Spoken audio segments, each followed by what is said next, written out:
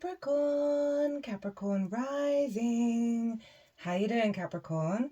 This is your reading for the Scorpio full moon that happened on the 12th of May 2025 at 22 degrees and 12 minutes of Scorpio and Taurus respectively. I'm recording this the day after. Apologies for the delay in getting this video out, but I work with 6-month cycles, so the predominant energy in this video is going to serve you up until the Scorpio new moon, so you're not missing out on any of the support that wants to come through. My name's Chloe. I work with card divination, astrology, and I channel multi-dimensional energies through my body, both in the form of physical and vocal light language. You just heard some of that. You're seeing some of the physical. All of this brings in healing, attunement, and activation codes to the messages that are going to come through for you today, my loves. Now, I read for the rising signs. So for those of you who do not have Capricorn in the first house in your natal chart, look to the house it does fall in. Look to the themes of that house, and you want to apply those themes along with all the other meaning you've got going on in the sign of Capricorn to the messages that are going to come through today. It will be as if that Capricorn energy, wherever it falls in your natal chart, has now energetically moved to the first house. So the astrology for the rising sign will always still link in. You've just got to add on your own natal chart Capricorn meaning on top of it. For example, I've got Capricorn in the 6th house and Neptune is there, so I'd apply all of that to what wants to come through today in this reading. As always, take what resonates, leave what doesn't. Now, before I get on with your reading, there is a collective reading. That was the first video that went out, where I've broken down the astrology of the exact moment of this moon in way more detail. Essentially all the charts getting involved, right? And that doesn't always happen in a transit. There's a lot going on, so I really break that down and really sort of I tapped into the most integrated and expansive intention of that moon, right, to sort of help us get a zoomed out perspective that we can then apply to all the nuances in our own life. Pull collective tarot. That the tarot was pretty like very literal of recreating what I had just said at every moment, and it really did blow my mind with that high level sense of alignment. It felt really solid, so that's really nice to feel that in regards to this moon, that it's not been the easiest of times, it's not been the easiest of moons in the lead up. There was some release just before it, but the build up, there was a lot of friction, there was a lot of sort of restrictions and struggles and old karmic stuff, and that's very much in alignment with the intention of the moon. But it doesn't mean it wasn't easy, it doesn't mean it wasn't difficult even. That it was really nice seeing in the tarot and the collective reading of like, no, everything's aligned, just you got to trust the process. Yeah, I get a little more spiritual, a little more philosophical, talk about things that I've put into practice that I see work over in that collective reading. So if you want a deeper understanding of the moon, pause this video, go watch the collective reading, and then come back to see how this then affects the Capricorn area of your chart, because that collective reading acts as a deep baseline for what's coming through here today. So we we're going to get in 3 cards from this deck as I talk about the astrology, as well as the card at the bottom of the deck, and we're working with 2 oracle decks at the moment, so we're going to get them at the end. And the first card from this is going to be linked into one of the sort of the main channeled messages that came through in the collective reading, that this moon is acting as a defrag, right? A defrag, clearing out dead code. Really like old patterns that we've genuinely let go of, but there's still a remnants of that code in our vessel. And this stems from the new moon in Taurus, which brought in a new blueprint in our physical vessel for essentially heaven on earth, right? I know that's a big thing to say, but that's what it felt like. And because of that, right, there's like some really deep rooted stuff that's been coming to the surface that is getting cleared out. So the first card is going to be what's been let go of with this full moon, what's been released. Second card is going to be what's the activation. So even though it's a full moon, and that does represent an element of completion and a closing out of cycle, with that closing out and everything that we've learned over that cycle, we then get an upgrade. We get an activation code that comes in that we're then working with up until the Scorpio new moon. So we're going to figure out what that is. We're also going to get a card on how to work with it, how to amplify that activation, where to redirect your energy and give you some some focus to help really strengthen this activation code. And as I said, the card at the bottom of the deck is going to act as the root energy of that activation code as well. So my lovely Capricorn risings, where did this happen for you? This Scorpio moon, well, it was up in your 11th house, the house of good spirits, hopes and dreams, friends, groups and alliances, groupthink, as well as reaping the benefits from your 10th house, which is life path / career. So big full moon here. The moon represents our intuition, our emotional body, whether our needs are being met or not, how to give and receive nourishment.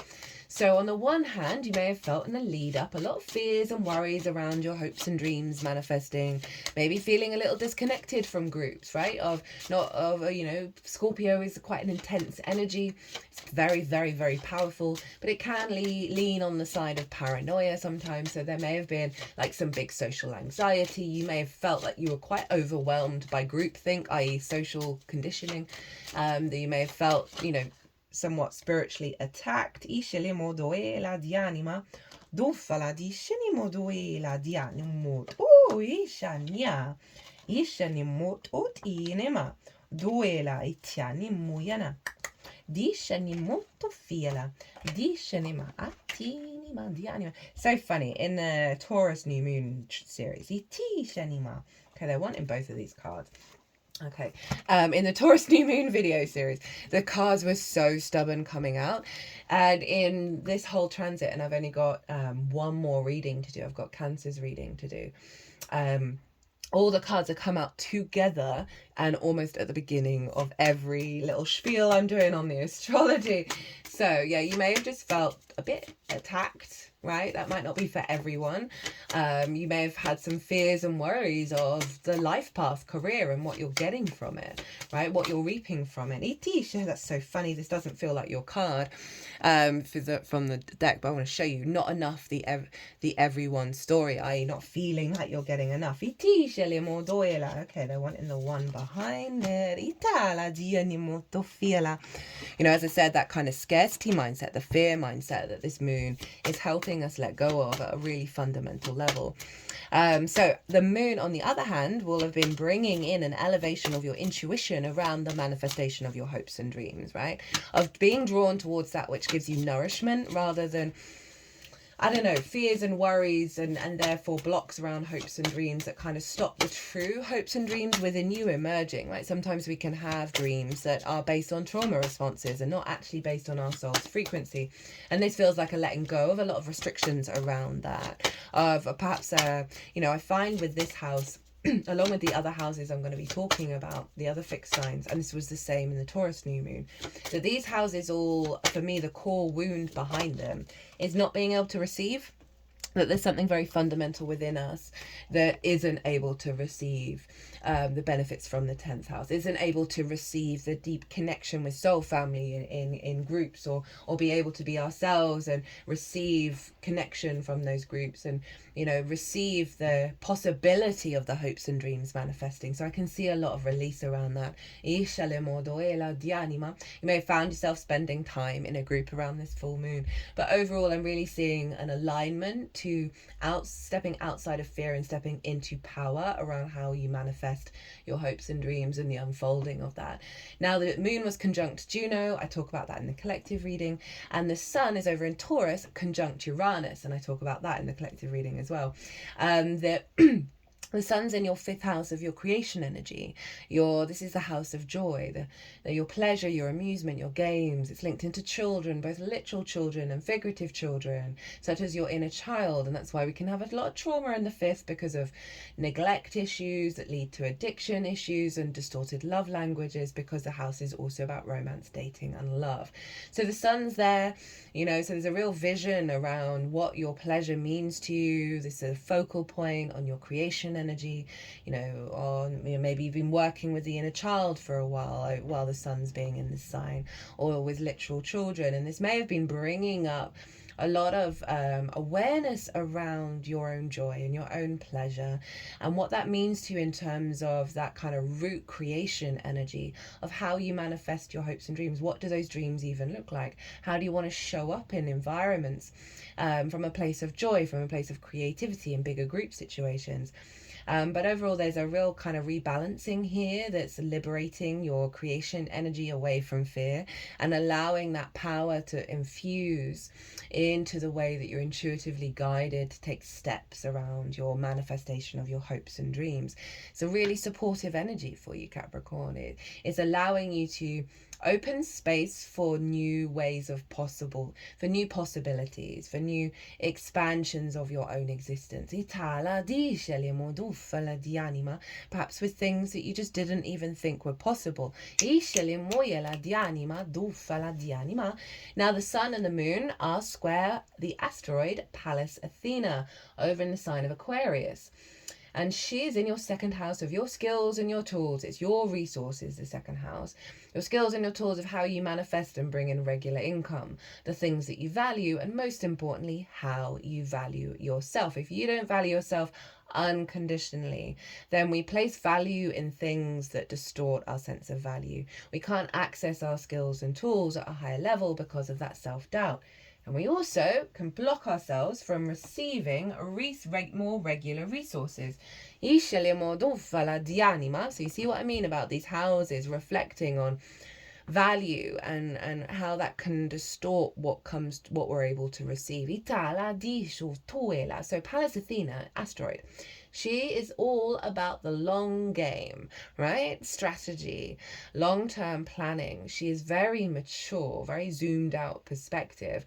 And she is about wisdom. And she's been hanging out in Aquarius for a while. So you may have noticed that the way that you view yourself, the way that you're valuing yourself, the way that you're observing your skills and tools, it has more of a long game energy, right? That you're not like cutting and running, bolting, giving up on things that actually will serve you. There's a real sense of, no, wait, I do value myself. That feels right for the long term of how to nourish myself rather than being in the pit of self-doubt.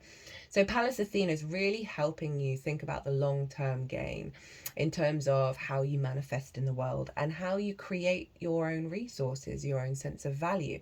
So this T-square, the release point of a T-square, is the bottom of the T, which is where Pallas Athena is. So all this energy around creativity in the house of good spirits, the manifestation of your hopes and dreams, feeling good in the world, are all funneling into your skills and tools and how you manifest. So you've got this really high-spirited creative energy fueling how you build in the world for the long term. All the air signs are your building energy, Capricorn. So you're bringing in a higher perspective that's going to give you ideas and solutions to this unfolding. Now, for those of you who have anything at the later degrees of Leo, around 22 degrees, this will switch it from being a T-square to a grand fixed cross. Now, we had this with the Taurus new moon.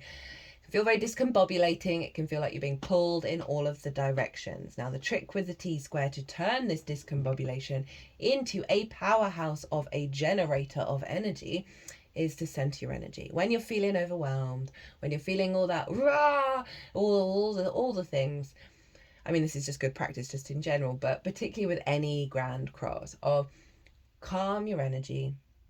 And don't set an intention other than to calm your energy, still bring clarity to your energy, and then see what you're instinctively driven to do following that. Which house is calling to you? Which themes, which agenda is calling to you in that moment? And the more we get in our flow state with that, the more we turn it into a generator, and it really is just a very powerful energy. Now, if you don't have things at the 22 degrees of Leo's still involved because Mars is there, and Mars traditionally rules Scorpio. That's what I work with. That's what I see show up in reality in 3D. So that's why it's stuck around. So Mars is influencing this moon from the Leo energy, and that is your 8th house, right, of the outside world's resources.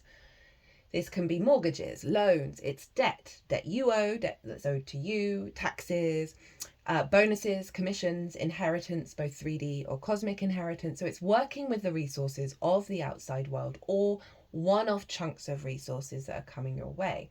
It's also relationship dynamics, right? The give and exchange between you and anything other than yourself.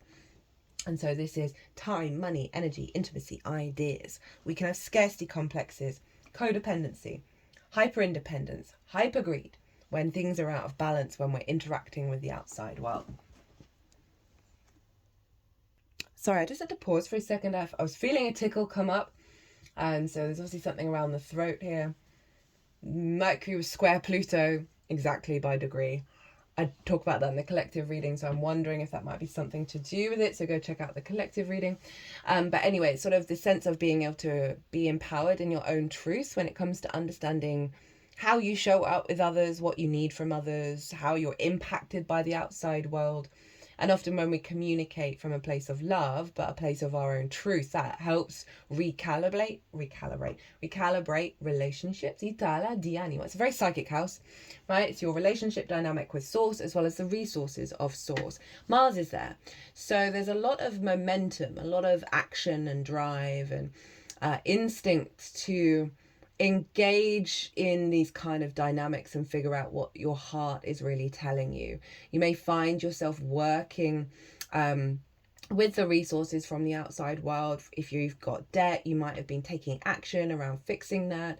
I find when Mars is in the 8th, you're essentially in cahoots with source in terms of the actions that you're taking and where your motivation's coming from. You're co-creating with source in that regard. So it's a really big power up of your heart that is helping you embody what your heart wants when it comes to interacting with the outside world, that's influencing the capacity for your emotional body to connect to a higher level of the manifestation of your hopes and your dreams, right? Now, Venus, the ruler of the sun, is over in Aries, a fellow fire sign to Leo, and she is trine Mars. So the ruler of the sun and the moon are trine one another.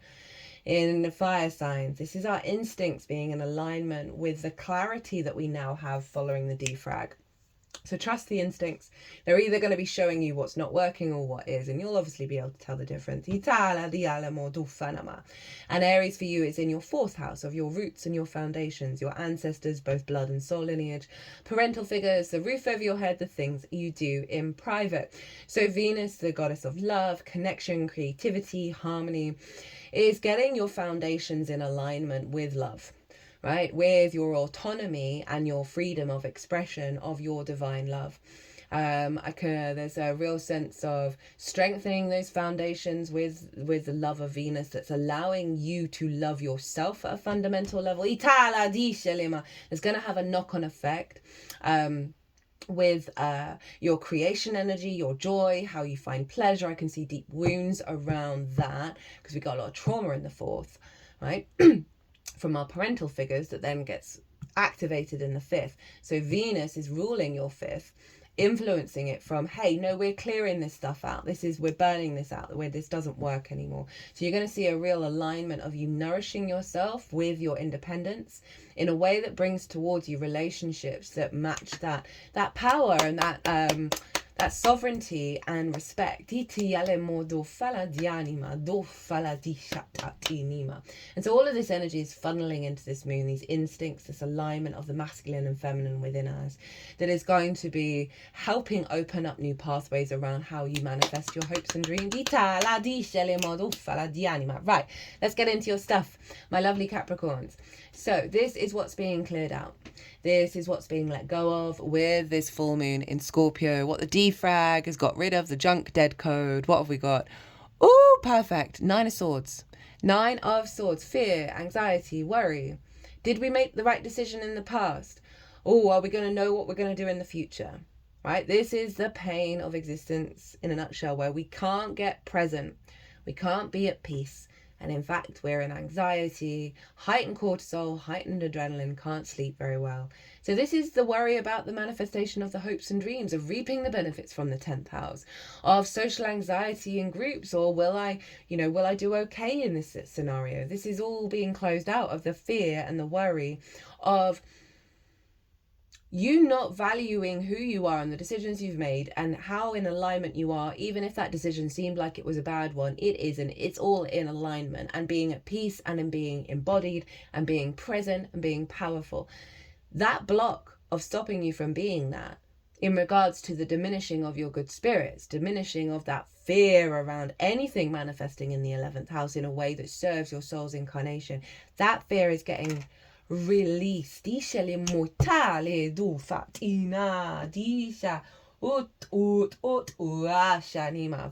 clear message with that one.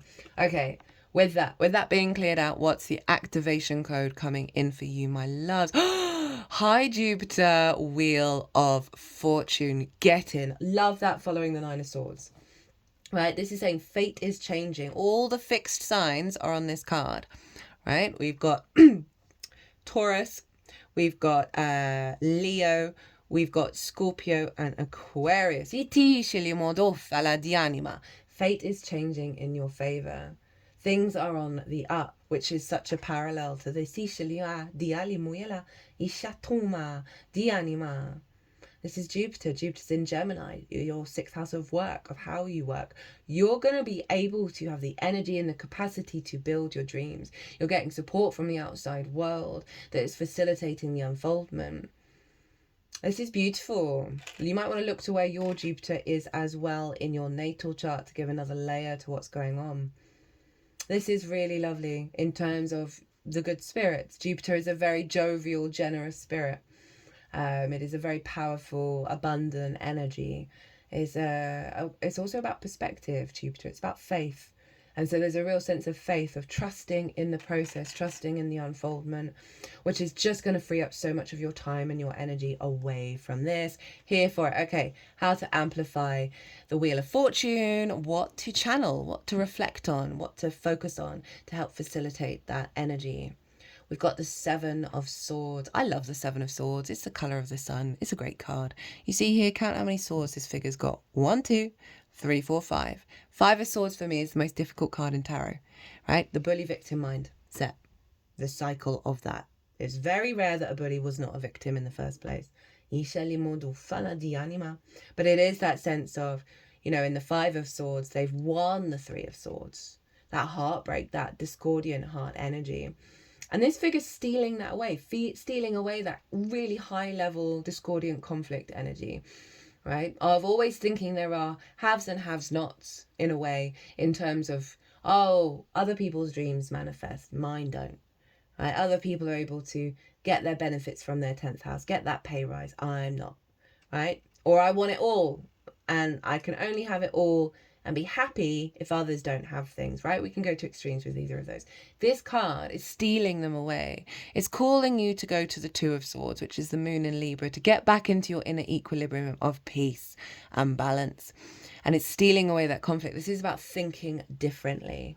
This is about, which is just doubling down on this, of letting go of the fight and coming into balance. Coming into peace, which is going to help accentuate that. Really couldn't get any clearer. Okay, so you got a bonus card from the tarot because they really wanted both of these cards. Can't remember what this was. I think this one was at the bottom and this was at the split. Okay, so we've got the 6 of Wands, which happens to also be a Jupiter card, and we've got the 9 of Pentacles, which is Venus in Virgo, Jupiter in Leo. So victory and sovereignty. Right, this is a victory card. This is also about recognition. So there may be something around your career where you're feeling more recognized, feeling more confident in who you are and how you embody yourself. This may be recognition from people around you of the work that you're doing, of how you're manifesting. But really the main message I'm getting is victory, right? And that, again, it's trusting in the process that you're going to get where you need to go. This figure instinctively knew they had to get up and go and do a thing, right? They knew there would be challenges. They knew it would be difficult, but it was just in their instincts to do it. And this is the end result of that journey of trusting in the instincts, trusting in the unfoldment. 9 of Pentacles, very sovereign, very independent. They know what they need to do in order to create a holistic life. They are open to receive the blessings from the universe. They are strong in their own power. This is really beautiful energy. That this is where you're headed. It's feeling good, that good spirits. You're feeling very grounded, solid, embodied. pleased at the outcome, nourished by the outcome of the unfolding of this Wheel of Fortune for you. I mean, arguably, the Nine of Pentacles is kind of what we all want. Happy work, happy home, time to chill and do what we want while also still being financially secure and safe and stable and abundant. That's a great card, along with the Victory card of you're heading towards this. Beautiful. Okay, right. Which one wants to go first? This one wants to go first. So the Inner Power Oracle. I'm using this because the astrology is wild. We need to self-care big time at the moment. We need to love ourselves deeply, nourish ourselves, because we're going through a huge transition and we're acclimatizing to our new reality. So what is the self-care?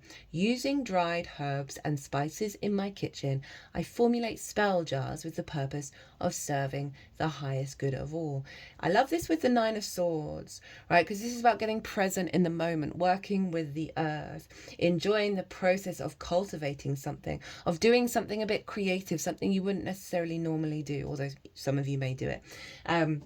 Right? And really allowing that to sort of activate a process of your hopes and dreams, finding the right energy to connect to, which is being open to the possibilities.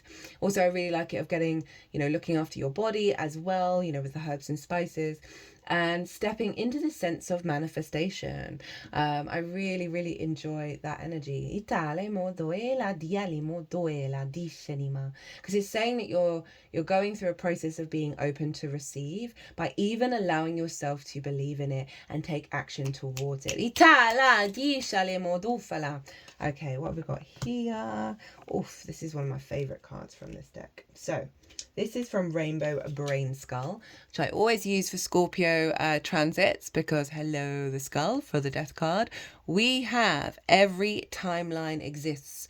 Choose one to move towards. And this was behind the not enough story that everyone has of like, that there is scarcity, that there is not enough. And this is saying, psych, no, you can choose another reality.